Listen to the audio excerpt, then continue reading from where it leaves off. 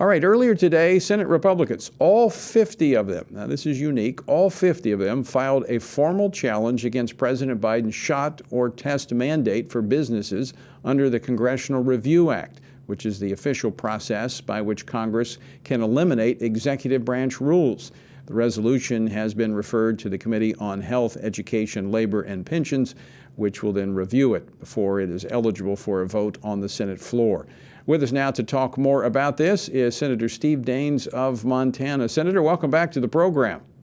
Glad to join you, Tony. All right, give us the latest on this. All 50 Republican senators, that's news in and of itself that they're all in agreement. I tell you what, to get all 50 of us on the same page is a great accomplishment. We're standing firm because we formally filed a challenge to this top-down mandate. You know, for everything we're doing here, we're trying to help these small businesses keep their doors open, allowing people to get back to work. I hear more about this vaccine mandate at the moment probably than any other issue. The concerns that so many Americans have, and in my case, Montanans have, about what this will do to small businesses to shutter doors and force workers out. This is really, in many ways, Washington, D.C. overreach at its very worst. I think it's unconstitutional. I think it's unlawful. And the good news is we've got 50 Republicans standing firm that will require a vote. So what this does, Tony, the way the act works is it actually forces a vote. It's a simple 51 vote threshold to get this done. So what's the time frame here? How will this play out, and what are the prospects that it could succeed? Yeah, well, what we're going to need here is just one Democrat to support this. I'm hoping there'll be one brave Democrat that could join 50 Republicans, a Democrat that's listening to the people they serve back home who are saying this mandate is overreach. It's going to hurt our businesses. It's going to hurt families. It's going to create job loss. And so I think we're looking at something here. We want to get this done sometime in December would be our goal. And I think that's reasonable, because this is a very urgent issue. We've got to get this done here before this mandate is put in place. Now, and I want to be clear, Tony, I support the vaccine. I've had the vaccine. My wife's had the vaccine. I'm not opposed to the vaccine, but that should be a choice that you make between yourself and your healthcare advisor. I'm just opposed strongly to these mandates. Right. I agree. I've said on this program many times, not against the vaccine. If you want to get the vaccine or you're in a high-risk health category, I recommend that you do get it. Talk to your health care provider.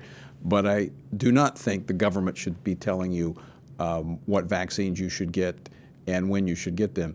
On a related note to this, the Sixth Circuit Court of Appeals yesterday won the lottery to hear the legal challenges to this mandate on private businesses. So now it'll be up to the Sixth Circuit to decide whether to lift the stay that the Fifth Circuit put in place last Friday.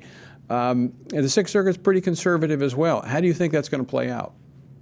Well, I'll tell you what, Tony, it's moments like this, and we predicted this when President Trump was in office, of how important it was to have good judges on the bench. And one of President Trump's greatest accomplishments was working with the Republican Senate to put these circuit court judges on the bench. These are lifetime appointments. Of course, we've got the 3 Supreme Court justices, but the circuit courts, as you talked about in the Sixth Circuit, this is going to be a very important ruling. Thank God for Trump-appointed judges. In the Fifth Circuit, it was 2 Trump judges and a Reagan judge. And so this is why judges really matter. We always worried if the other side got control of Washington, D.C., how do we stop their tyranny? It's through the courts. And thank God for these good judges we have across many of our circuit courts. Yeah, I want to pause on that for just a moment, because so often we can just pass right over that. But you were so right. You know, 10 years ago, we would have never been looking to the courts for any type of relief. They were usually sticking it to us because they were activist judges. But Donald Trump made the appointments, and I would say Mitch McConnell and the other Republicans in the Senate helped shepherd those through. But I will say this is a great accomplishment for Mitch McConnell, who helped work this through the process, and of course the quality individuals that the Trump administration picked. But Tony, just on that point too, you know, we can make a good law or a bad law that can be changed in a future Congress. These judges are appointments for life. In many ways, it's perhaps the single most important vote you cast as a United States Senator are these votes for judges. Yeah, so true. And this moment where we're actually our freedom, because this mandate, it's not going to stop here with this mandate. If government feels like they can do it now, there's going to be something else in the future that they'll try to force on the American people. So having judges who are constitutionalists, who are originalists, who will look at the Constitution and simply interpret what it says and the boundaries that it created for government and interpret the actions based upon that, that gives us hope that we can then work our way back to changing those who are making these policies so that we don't have to face this again. Couldn't agree more. And you mentioned earlier in the program, Tony, about that Dobbs case, speaking of judges, the fact that we have a United States Supreme Court now, thanks to President Trump and Republican senators, where the president got to appoint 3 new justices. We have an opportunity before us to overturn Roe v. Wade, to reverse a provision that's accounted for some 62 million babies being aborted. That's huge. I mean, we're nearly 50 years into this, 48 years, 50 years into this. We could be at the moment to see this reversed, and it goes back, as you said, to judges. But I will say this, additionally, I think we got to the point of being able to appoint judges because we had pro-lifers involved politically who elected men and women like you to Congress. You're the chairman of the Senate Pro-Life Life Committee.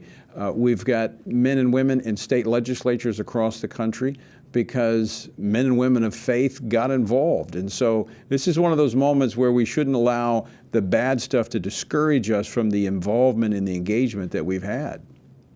Tony, couldn't agree more. And something that I advise men and women who are running for office on the issue of life is lean into it, embrace it, stand for life, stand for those who can't stand for themselves. Articulate it in a winsome and persuasive way. It's a winning issue for us, Tony, and I just want to keep telling those who are running for office as conservatives, don't go hide on the issue of life. Get out there in front of it, articulate it well, and as you've seen, pro-life is a winning issue for us in this country. It is, because we've been standing up and defending it. Senator, before we run out of time, I want to shift gears for just a moment, Senator Daines, to the issue of the National Defense Authorization Act. The Senate has turned its attention to that, about 1,000 amendments waiting out there.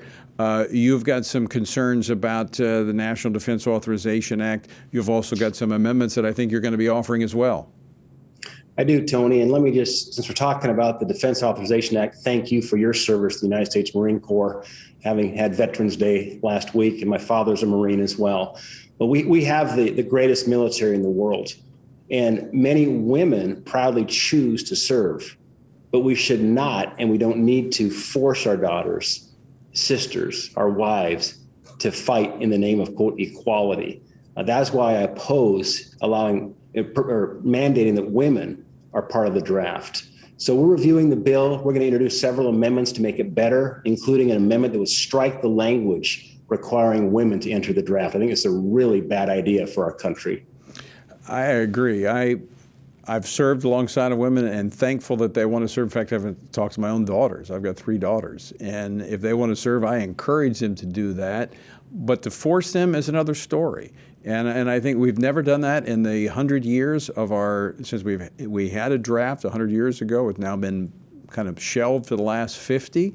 But just the registration process that's been in place for 100 years, to force women to participate in that against their will, I just don't think it speaks good for our nation. No, I don't either, Tony. And I'm in a similar boat. You have 3 daughters. We have 2 daughters. We have 2 sons. And we now have a new granddaughter as well. If any of them decided they wanted to volunteer to serve, I'd be so honored and would encourage them to do so if they want to do that. That's a very different discussion than to think that the federal government then would start drafting women, forcing conscription. That, I think, is something we do not want to do as a country. I think you're right. Absolutely right, Senator Steve Daines. Always great to talk with you. We're going to be watching that. It's going to take a while for you to work through those 1,000 amendments, but we'll be tracking it very closely. Thanks so much for being with us today. Thanks, Tony.